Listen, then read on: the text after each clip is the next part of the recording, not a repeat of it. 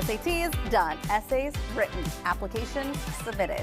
Spring is just around the corner, which means many students are finishing up their to-do list for college. Yeah, after all that preparation, the acceptance letters will start rolling in. But what's next? School counselor Barron Whited has the answers. All right, now, what's the first step after a student receives that acceptance letter? I mean, this is a very exciting time. I think you do have to celebrate that Yes. you've been accepted, maybe Yes. to a couple colleges, because that colleges is obviously has noticed the academic performance, how well you've done, and now they could actually see you on their college campus. Yeah. So I think that's the first thing you got to do.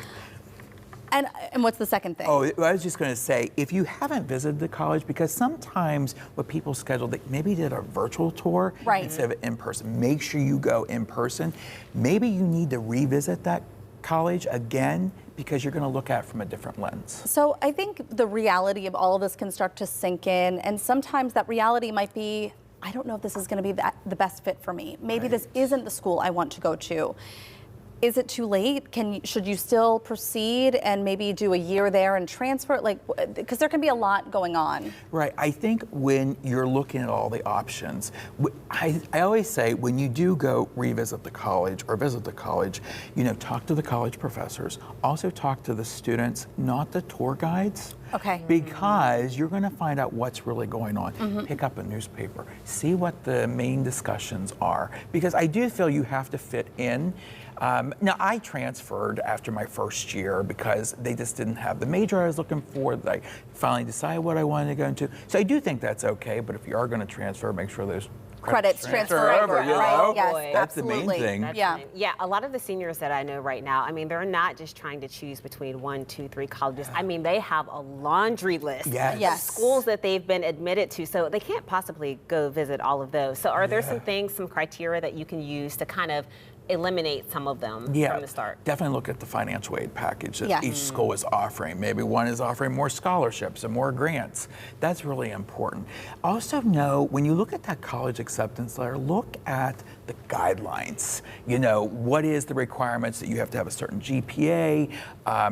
Maybe they have to have their deposit in sooner than others. That's really important. So you receive your acceptance letter. I do not remember what happens next. Do you need to reply back to them that you are in fact going? What happens after you receive the letter? So everything's a lot through the student portal that you sign up for. They do typically give you a deadline, but it is really good to, even if you decide not to go to that college, to let them know. I always say, if you have decided on that college, get that deposit in sooner, because that puts you ahead of the game with, like picking up your roommate and things like that. And, there might be some other advantages, like finding out, like student life, what's involved on the college campus. And those are all important things too. Yeah, you're taking me back to high school. And if I recall, it was like a lot of the same friend groups. You all applied to the same school. And you were just hoping that you got in. And then what if you have a kid who doesn't get into the school that all of their friends chose? How do they deal with that? What advice can you give to them? I think, you have to look at, well, is there other options that you can do? Maybe go to a community college first, get some of those general education classes out of the way. Because let's face it, I was not accepted to my first choice. It was, but all of my friends were. That was really difficult for me. But then I thought, you know what? Maybe I need to start at another school, get those gen out of the way, and then transfer. And then transfer. Yeah. What about if you don't get in? We're talking about acceptance, but what happens if you don't get in to any of your choices? What happens next? Because you don't, we're talking almost April now, mid-March. This is coming fast. Yeah, look at some of the colleges that have, they call it rolling admissions, that they still accept clear up till like June, July. Okay. See what the options are around. Make sure, obviously, that they have the major you want to go into. But look, there is so many options as far as colleges. Maybe you want to attend an online college first, like take online classes. Or community college and get those credits. Yeah, exactly. Those are all important things. Good stuff. Thank you, Barron. Thank you so much. All right, if you're interested in learning more about Agora Cyber Charter School, we'll have more information on our website, kdk.com/talkpittsburgh.